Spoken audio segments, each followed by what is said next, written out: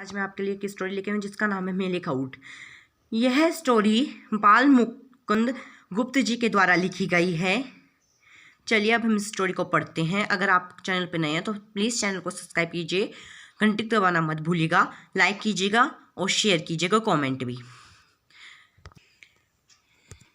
इस व्यंग में गुप्त जी ने उन लोगों पर सटीक टिप्पणी की है जो अपनी संस्कृति और सभ्यता से दूर होते जा रहे हैं, जिनके आधार पर मनुष्य ने प्रकृति और विकास तो की परंतु उसे भूलकर आधुनिक चकाचौंध में खो गया है। भारत संपादक जीते रहो दूध पताशे पीते रहो, मांग भेजी सो अच्छी थी फिर वैसी ही भेजना। गत सप्ताह आपके पत्र भारत मित्र में टटोलते हुए मोहन मेले के लेख पर निगाह पढ़कर आपकी दृष्टि पर अफसोस हुआ। भाई, आपकी दृष्टि गिद्ध की सी तेज होनी चाहिए क्योंकि आप संपादक हैं, किंतु आपकी दृष्टि गिद्ध की सी होने पर भी उस भूखे गिद्ध की सी निकली जिसने ऊंचे आकाश में चढ़े चढ़े भूमि पर गेहूं का एक दाना पड़ा हुआ देखा, पर उसके नीचे जो जाल बिछ रहा था वह उसे न सूझा। यहाँ तक कि उस गेहूं के दाने को चुगने से पहले ही वह जाल में फंस गया। मोहन मेले में आपका ध्यान एक दो पैसों की पूरी की ओर गया। न जाने आप घर से कुछ खाकर गए थे या नहीं। शहर के 1 पैसे की पूरी के दाम मेले में 2 पैसे हों तो आश्चर्य नहीं करना चाहिए, 4 पैसे भी हो सकते थे। यह क्या देखने की बात थी। आपने व्यर्थ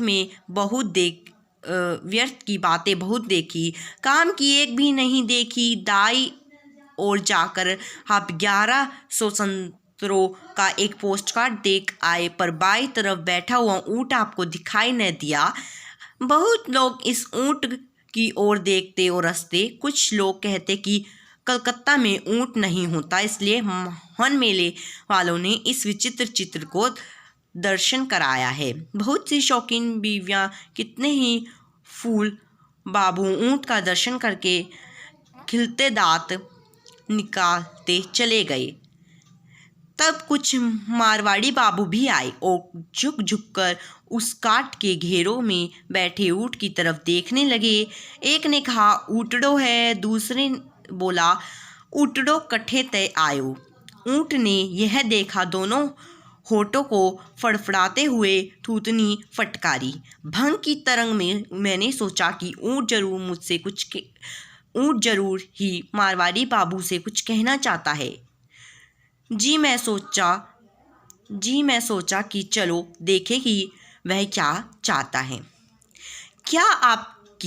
क्या उसकी भाषा में समझ में आएगी? मारवाड़ियों की भाषा में समझ लेता हूँ, तो क्या मारवाड़ के ऊँट की बोली समझ में ना आएगी? इतने में तरंग कुछ अधिक हुई। ऊँट की बोली साफ साफ समझ में आने लगी। ऊँट ने इन मारवाड़ी बाबू से कहा, बेटा तुम बच्चे हो, तुम मुझे क्या जानोगे? यदि मेरी उम्र का कोई होता तो वह जानता। तुम्हारे बाप के बाप जानते थे मैं कौन हूँ। तुमने कलकत्ता के महलों में जन्म लिया, तुम पोहतड़ों के अमीर हो। मेले में बहुत चीज़ें हैं, उन्हें देखो। और यदि तुम्हें कुछ फुर्सत हो तो लो सुनाता हूँ। आज के दिन तुम विलायती फिटनी टमटम और जोड़ियों पर घूमते फिरते हो, जिनकी कतार तुम मेले के द्वार पर मीलों तक छोड़ आए हो। तुम उन्हीं पर चढ़कर मारवाड़ से कलकत्ता नहीं पहुँचे थे। ये सब तुम्हारे साथ की जन्मी हुई है। तुम्हारे बाप 50 साल के भी नहीं होंगे, इसलिए वो भी मुझे भली भांति नहीं पहचानते, लेकिन उनके बाप को मैंने पीठ पर लादकर कलकत्ते पहुंचाया है। वे होते तो मुझे पहचान लेते। आज से 50 साल पहले रेल कहाँ थी? मैंने मारवाड़ से मिर्जापुर तक और मिर्जापुर से रानीगंज तक कितने ही फेरे किए। महीनों तुम्हारे पिता के पिता तथा उनके भी पिता का घर मेरी पीठ पर रहा। जिन स्त्रियों ने तुम्हारे बाप और बाप के बाप को जना, वे सदा मेरी पीठ को ही पालकी समझती थी। मारवाड़ में मैं सदा तुम्हारे द्वार पर हाजिर रहता था, पर यहाँ वह मौका कहाँ, इसलिए इस मेले में तुम्हें देखकर आंखें शीतल करने आया हूँ। तुम्हारी भक्ति घट जाने पर भी मेरा वात्सल्य नहीं घटता। वात्सल्य मीन्स होता है ममता, वात्सल्य मीन्स होता है ममता, नहीं घटता। घटे कैसे? मेरा तुम्हारा जीवन एक ही रस्सी से बंधा हुआ है। मैं हल चलाकर तुम्हारे खेतों में अन्न जाता था और मैं चारा आदि पीठ पर लाद कर तुम्हारे घर पहुंचाता था।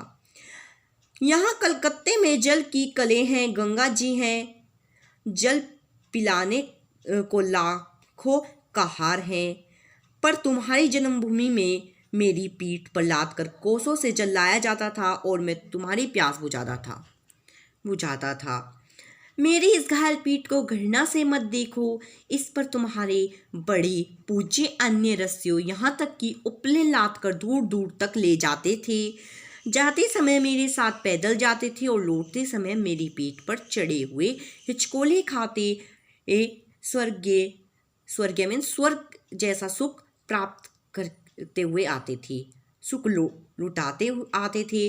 तुम रबड़ के पहियों वाली चमड़े की कोमल गद्दीदार फिटिन में बैठकर भी वैसा आनंद प्राप्त नहीं कर सकते। मेरी बलबुलाहट उनके कानों को इतनी सुरीली लगती थी कि तुम्हारे बगीचे में तुम्हारे गेवैया मीन्स गाना गाने वाला सिंगर तथा तुम्हारी पसंद की बीवियों के स्वर भी तुम्हें उतने अच्छे न लगते होंगे। मेरे गले में घंटों का शब्द उन्हें सब बाजों से प्यारा लगता था।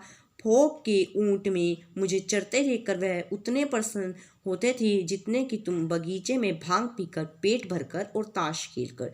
भांग की निंदा सुनकर मैं चौंक पड़ा। मैंने ऊंट से कहा, बस बलबलाना बंद करो, यह बावला शहर नहीं है जो तुम्हें परमेश्वर समझेगा। तुम पुराने हो तो क्या तुम्हारी कोई कल मीन्स चैन सीधी नहीं है, जो पेड़ों की छाल और पत्तों से शरीर ढांपते थे। उनके बनाए कपड़ों से सारा संसार बाबू बना फिरता है। जिनके पिता स्टेशन से सिर पर गठड़ी आप धोकर लाते थे, उनके सिर पर पगड़ी संभालना भारी है। जिनके पिता का कोई पूरा नाम न लेकर पुकारता था, वही बड़ी बड़ी उपाधि धोर हुए हैं। संसार का जब भी यह रंग है तो ऊंट पर चढ़ने वाले सदा ऊंट पर ही चढ़े।